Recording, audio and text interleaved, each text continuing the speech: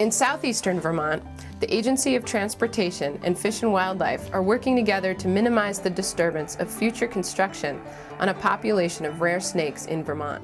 What we have here is, I think, a pretty neat example of cooperation for the conservation of the racer in this state. As you start heading further south, you'll start running into them in Massachusetts, Connecticut, so they become harder and harder to find as you go north.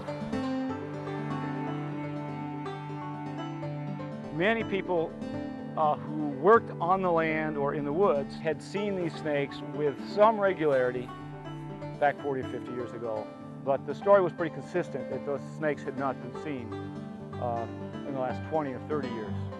So we were thrilled when we found this population. Soon after we found this population, the first one found in Vermont for many years, over 20 years, we learned that there was a development that would be taking place by the Department of Transportation.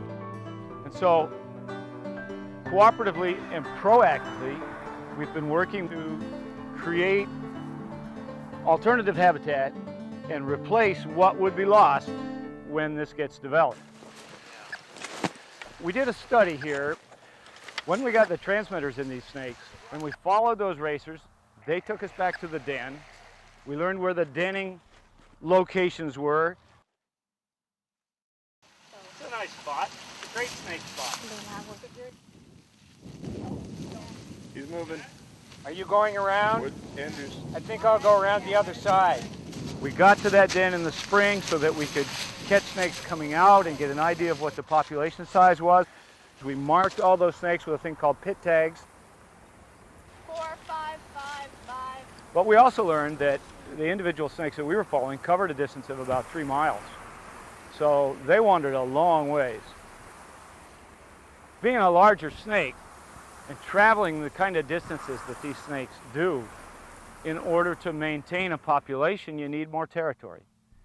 They have to move further, and it is harder in Vermont or any place in the Northeast to travel 3 or 4 miles without running into a road or an agricultural field or something that might be a threat to the health of the snake.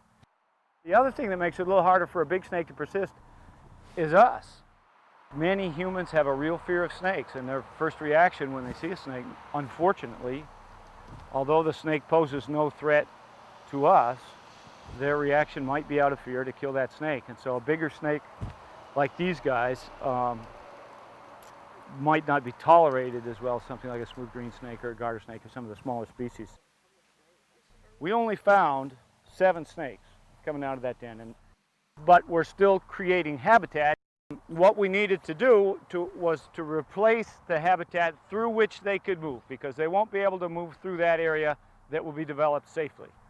So we needed to replace that habitat, recreate a corridor, and so essentially we created a corridor of open land around behind the area that will be developed that will serve as a movement corridor to connect populations, allow for gene exchange, allow for foraging, allow for mating, and also to keep them out of the area that will be developed.